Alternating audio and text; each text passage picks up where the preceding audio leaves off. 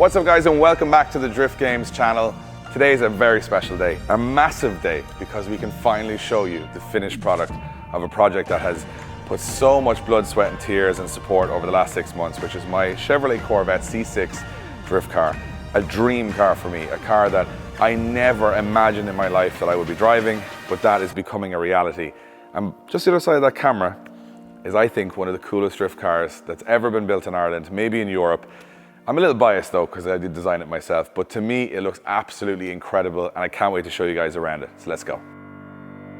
One shot, now the future is yours. Go! Yeah, I was building on a lecture. Verses coming daily under pressure. Working on the plot and the scheme. The true style trademark is at the edge of your dreams. I'm talking one shot for the kill. The breeze cut, freeze up, straight dropping the chills. I'm talking taking over pieces and shares. A ball big sky high. Check the movement is here. Yeah. It's one heart, one shot, now the future is yours, go! One chance at best, yes. Painting pictures for the culture, keep the brushes fresh. Flip the cover, work the drummer, passion never rests. See, I was so good for the gold. It's one heart, one shot, now the future is yours, go! Yeah, it's one heart, one shot, now the future is yours, go! All right guys, so here it is, and I think it looks absolutely mind-blowing in the flesh. The thing is, you start to build a car and you have an image in your head, you have a vision, but you always worry every single step of the way, will it turn out the way you think it will?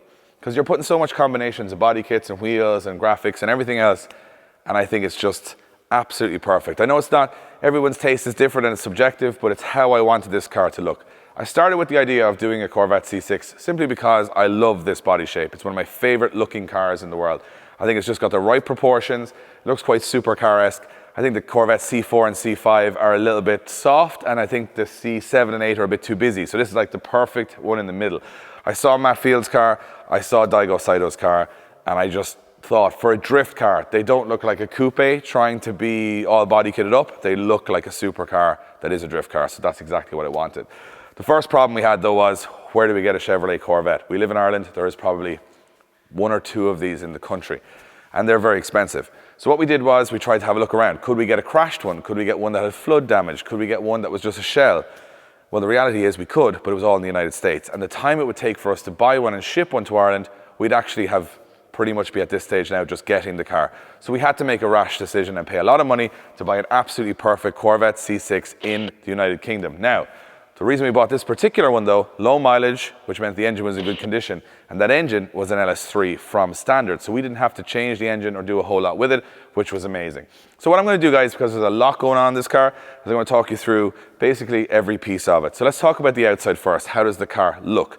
Well, the first thing you're going to notice is a lot of carbon fiber. In fact, everything on the outside of the car is carbon fiber. Everything from the bumpers, the hoods, the fenders, the doors, the roof, everything is carbon fiber. Now, a lot of people will say I did this because it's just pretty baller, and it is, but it actually was cheaper for me to make the whole car in carbon fiber than to buy fiberglass in the United States, ship it into Ireland, pay the customs, and then paint it. It actually cost about 30% less for me to make the whole car carbon fiber. So while it looks like, yes, it is very strong, and it is very durable, and it looks awesome, it was actually a financial decision to make it a bit more realistic. Now, the interesting thing about this carbon body kit from HDK is it's carbon fiber on the outside. A lot of you guys might ask, why didn't you go carbon Kevlar? That's all the rage right now. But it's like I said, I wanted the car to be black. I didn't want it to be dark green. I didn't want to have to wrap and paint over it. Also, this is reinforced with carbon Kevlar. You can't see it right now, but it's a carbon Kevlar skin with carbon fiber on top, which means it still has the flexibility and rigidity, but yes, it probably will crack a little bit more than carbon Kevlar, but hey, for the look I get out of it, I'm pretty happy with that. So we've got a whole wide body Z06. So the Z06 is like the fanciest version of the C6. This is essentially the kit that they molded in HGK. You get the wide body fenders, all the vents, all that good stuff on the outside. Now, what we have on the outside is just 2 parts that aren't actually really carbon fiber. So we're going to tell you what they are. One of them is the sill. As you guys will see, the sill on the C6 actually goes all the way here, and it actually becomes the side skirt. They don't separate, and you can't take them off the car. So we've just wrapped that. The guys at Precision Tinted Graphics just wrapped that. And also this piece of this panel here is also wrapped in carbon fiber. Everything else on this car is genuine carbon fiber. Now, here's the bit that I think is really cool on this build. So we know HDK are the best in the business for making carbon fiber panels for cars or carbon Kevlar. But when it came to the roof and it came to the rear hatch, these were actually made in Ireland. They're one-off pieces.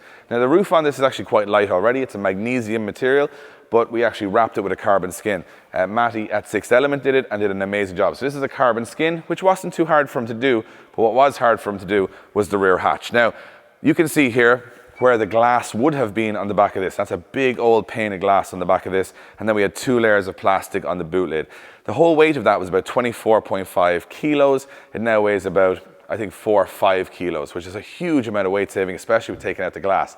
This size of a panel to make in carbon fiber is a nightmare. It's 2 skins and all the rest, and Matty did an amazing job. So hats off to him. This absolutely worked perfect. And as you can see, the body lines are absolutely spot on with everything else on it. Going round to the back, we've got the standard taillights in for now. Let's see how long they last.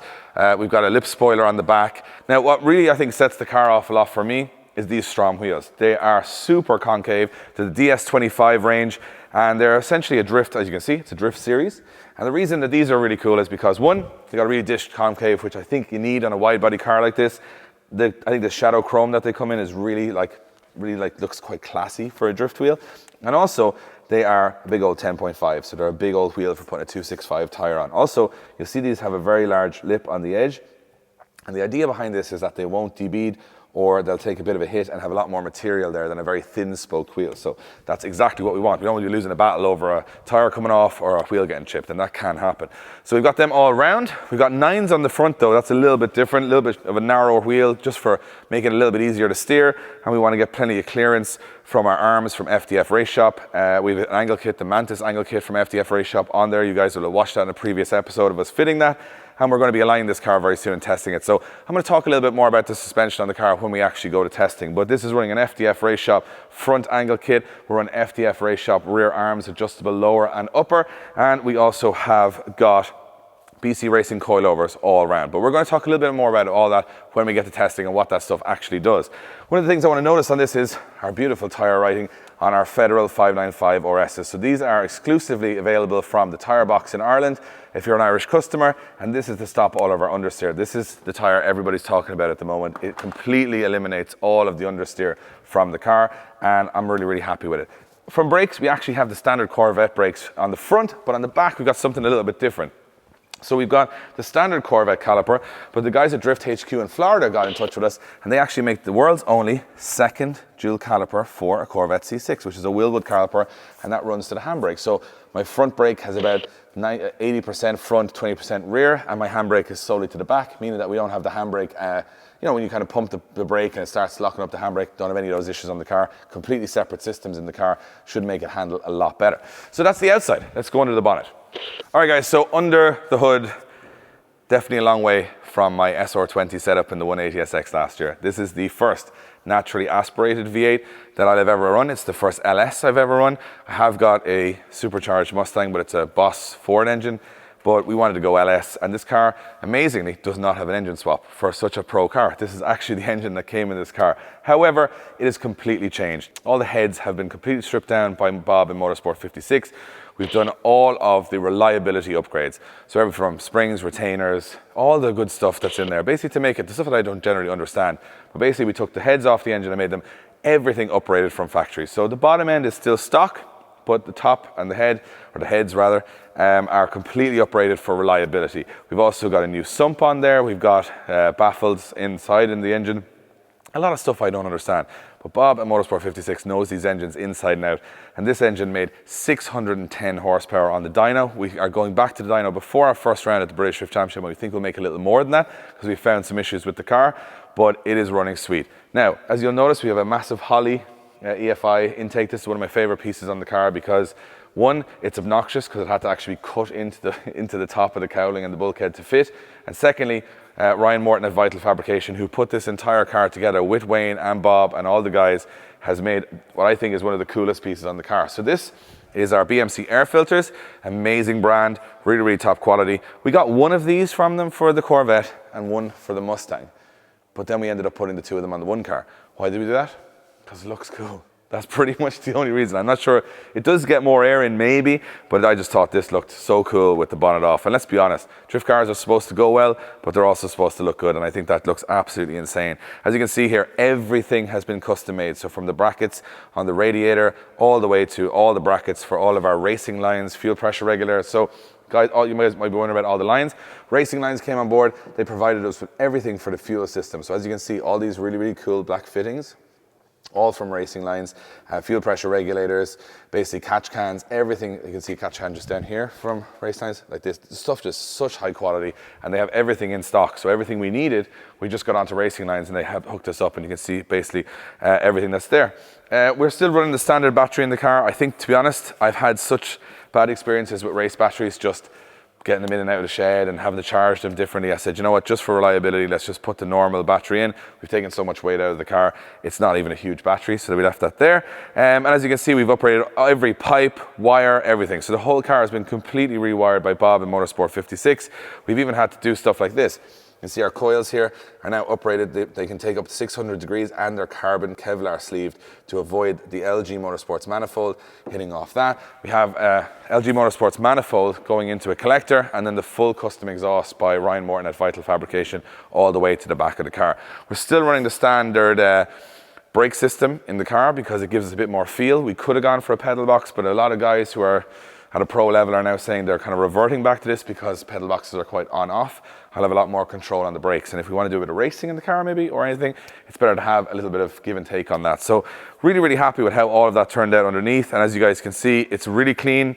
And it's strange because this build, while it was very challenging, we didn't have to change the engine or we didn't have to change a tunnel, which is pretty strange for a pro drift car. So basically, I'm going to talk you through the rest of the car based on the fact that I can't actually lift the car up here. But anyway, so this has a torque tube, runs through the center of the car, comes to the back end. I'm now going to show you guys what's in the back. All right, so this brings you to the back of the Corvette, which is funny because we could actually run this car like a ute or a pickup truck because it's pretty bare in here. So what did we do with the chassis? Not a lot of modifications actually on the chassis, but one thing we did do is put in this rear bash bar. So Ryan from Vital Fabrication actually took the chassis leg, which would have been about to somewhere around here. We cut all that back just to leave ourselves a little bit of space here. We put a bash bar in. Now this is a crumple zone, so quite a light bar. Then it goes to a thicker bar beyond it, and then we've got the real heavy stuff to protect the fuel tank. So the fuel system and fuel tank are from Group D. So Darren has been a massive help on this build. Darren and Mike down in Group D, if you're in Ireland and you're looking for parts for drift cars, they just have such knowledge to be able to get you out of sticky situations, know exactly what parts you need, and have most of them on the shelf. So a lot of the fuel system is from Group D. This tank is really, really cool because it's a baffle tank. We don't need to run a swirl pop because it's all inbuilt. We also can have our connectors here going to show us exactly on the dash, on the Link ECU dash, how much fuel is in the car. That's really sweet. We've got our rollover valves and all of our fuel pumps, fuel pressure regulators, everything on the back. We also have an electronic fire suppression system. We just have a little bit of tidying up to do here. This is the HGK firewall. As you guys can see, we still have to seal a little bit of that before we go to competition. You actually get a good look in here, Blaine, at the back of the BC Racing coilovers, and the very unusual angle that they're at in the back of this car. As you know, coilovers generally quite straight. They're quite on an angle on this.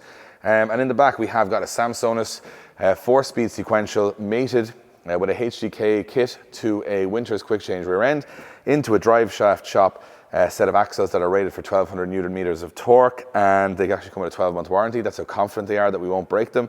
And they are all basically put into a HGK modified rear subframe, and the rear subframe was modified by Ryan again to fit in the HGK panels, which allow all of that to fit together. So it's a really, really simple, nice piece of kit. You can see here FDF Race Shop adjustable top arms, and Wayne and all the guys put in all brand new braided brake pipes, everything. You actually see the exhauster down here, Blaine, which is a really interesting part. So we have a custom exhaust that comes out here, points at the ground because we're trying to keep the noise down a little bit on this car because it's quite loud, and also keep all of that good flameage away from the wheels, so they don't hit the wheels. As you can see, they're pointed at the ground a good bit away from it, and the only option we had to there was either bring the exhaust in and around and everything, but we weren't too keen on running the exhaust either side of the fuel tank, so we left them kind of short in the car, and hopefully that muffles the noise a little bit as well. So that's pretty cool. Now I'm going to take you guys to the interior of the car, but I can actually show you this pretty nifty because I can take the roof off. Okay, so the interior, well, as you can see, it's quite sparse. So all the chassis was painted in silver. That was painted at Perfect Solutions, which is a sister company of Moorfield Motors, who are one of our biggest supporters on this project. The guys, Mark and the rest of those guys there, have just been unbelievable help. This car would not be where it is if it wasn't for Mark and those guys. Not only did they help us with the painting of the chassis, but they also did a little job on our dashboard, which is a very, very special one-off piece. So again, Matty from Sixth Element took the standard dashboard, as you can see, and actually smoothed out all the vents, all the center vents, all the heating vents, and we did the whole thing in forged carbon, which is a little bit different. Forged carbon being where you place little pieces of carbon, and that was all done and resined. We actually got a 3D print of Drift Games just above the Corvette symbol on the passenger side, and you guys can see it there. That is pretty cool because it is the Drift Games Corvette, so we really, really like that. Inside, you can see where all these instrument clusters would have been, and all these buttons. These would all have been buttons on the original car. They were actually replaced in carbon fiber. So we've got forged carbon, carbon fiber, and then the guys at Perfect Solutions, as I mentioned, a sister company of Moorfield Motors, actually sanded it all down and lacquered it matte so I don't get reflections off the dashboard and blind myself when I'm driving. So it looks absolutely unbelievable. Next up, we have the seat. This is a Seatbelt seat, actually designed originally for rallycross cars or cars that are going into mud. The reason we picked it, and the guys in Group D recommended it, is it's the lightest seat you can buy. It's actually lighter than even a carbon fiber seat. So as you can see, very lightweight, but very, very strong and very sturdy. And I'm in there and as low and as far back as I can be. Another interesting thing that I want to show you guys is the steering wheel. So I'm not sure how many drift cars have this, but all of our controls for the car are now on the steering wheel. So we've got our ignition and start, wipers, lights, all that good stuff on the steering wheel. So basically everything is in our control. The steering wheel is dish, so we don't hit our thumbs off these buttons. And basically it goes on there, and you've got an extended cable that we have to tidy up a little bit. We have to kind of pin that up before we go driving, and that will give it full rotation and all the way each way. So it goes onto this very nifty quick release, and onto the car it goes. And I've got a Grip Royale steering wheel, which is our custom drift game. So lots of little details like that. On the dash, we've got three very important buttons. You can see our dual USB. So this dual USB was put in by Bob at Motorsport 56, which allows me to plug my phone in if I want to watch the live stream while I'm queuing, or just charge up something in the car. This is our electronic cutoff switch, and this is going to be the interesting switch, because this is going to be for the V8 anti-lag, which Robbie Thornton in Track Day Performance is putting in the car, meaning that when I pull the handbrake, the car will actually rev up to 2,900 RPM, meaning that it will actually sort of keep the engine spinning while I'm on the clutch or the handbrake. Also dual function as launch control, and it keeps the revs up when you're drifting, so it's very, very cool. As you can see here, we have got a HGK shifter for the sequential gearbox.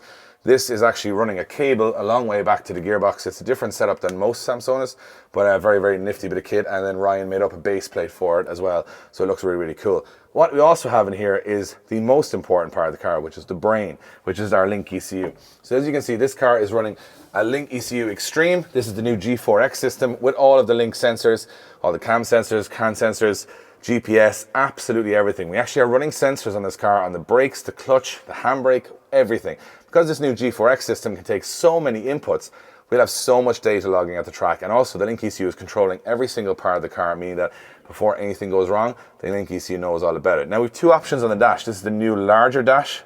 Oh, Blaine, this is the bit you like. Look at this, brand new. Blaine, who's filming this, guys, hates people doing this. They should leave the protectors on, but that's not the way we are here. So this is how brand new this is.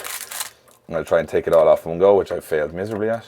This is the new Link ECU 7.5 inch dash, so it's much bigger than their previous 5.5 inch dash or 5 inch dash, I'm not sure which. And this is the street version. So you can get a race version and a street version.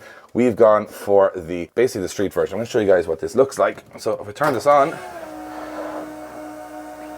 it'll come on. So it's a full high-res screen, and as you guys can see, this is what I've set it up as.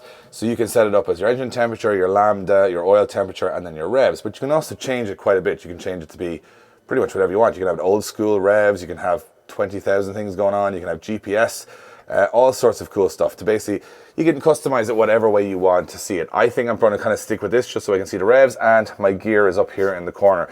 And unlike the race version, this is a simpler version for me and Josh to see. It'll just show an engine check light, or it'll show lights or whatever, or oil, this kind of stuff. This is all really important. So I'm very, very happy with that. So, what else have we got on the interior? Well, we have got an amazing cage, and this cage and all the fabrication on this car was done by Ryan at Vital Fabrication. Ryan has spent blood, sweat and tears on this car to actually get it to the level it's at, and it is an absolutely unbelievable show of how much talent that kid has at building cars. He built these door bars, as you can see, and these beautiful carbon pieces before I think it was 2 months before we had the door. I'm going to show you guys how they shut. So he built these just on measurements, and they may not have fit when the doors came, but check this out.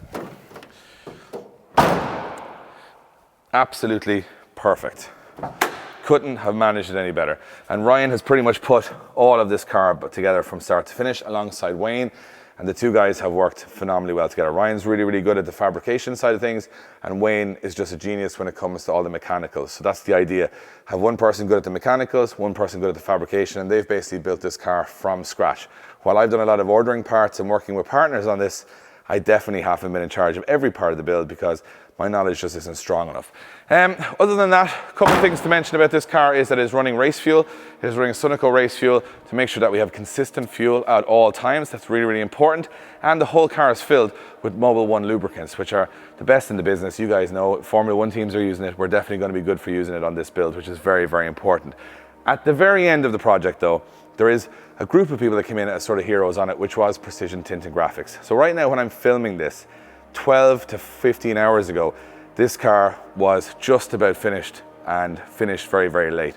We put them on a very unrealistic target to put this livery on, and this livery was designed by Factory 83 in the US, and it's a pretty tricky one to put on because it's actually a couple of layers. You've got a black layer, and you've got a gold pinstripe, and then you have all of these printed stickers, some of them with offset chrome colors.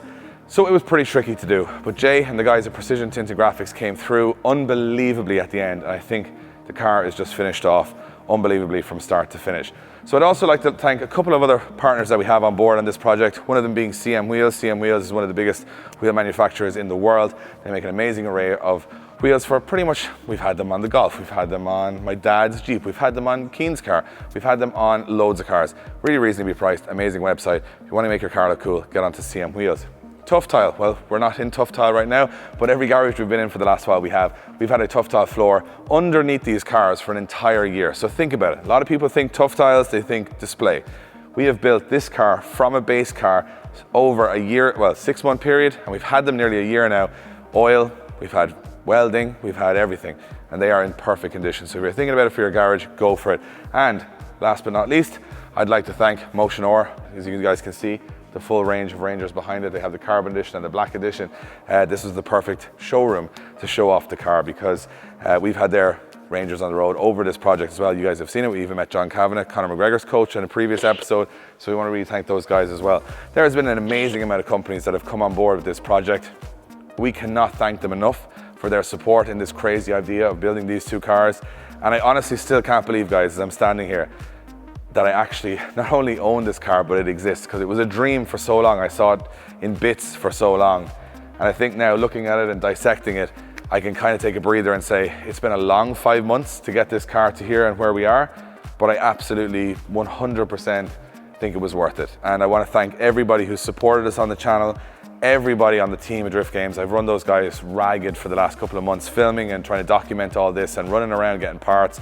I'd like to thank all the partners that came on board because it was a pretty crazy idea. They invested in us. We hope we've done them proud. We hope you guys have enjoyed the series so far. But to be honest, there is one important thing that we need to do with these cars, and that's to stop talking. This series is all about talking, explaining, but the most important thing we want to do next is driving and drifting.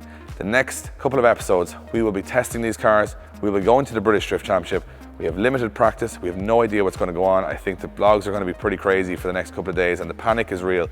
Wayne and the guys have a lot of work to get this car running 100%, but can we make it to the BDC? We're certainly going to try. So guys, I want to thank you guys for being on board with us for this whole journey. The next episodes are going to be much more action-packed. I'm sorry this one was so long and so much talking, but it's nice for us to recap on everything that's happened with this car over the last 5 months. So yeah, there it is, the 2021 Drift Games C6 Corvette. I love it. Let me know what you guys think of it in the comments, and on the next episode, we fire this up and we take it on track. We'll see you there.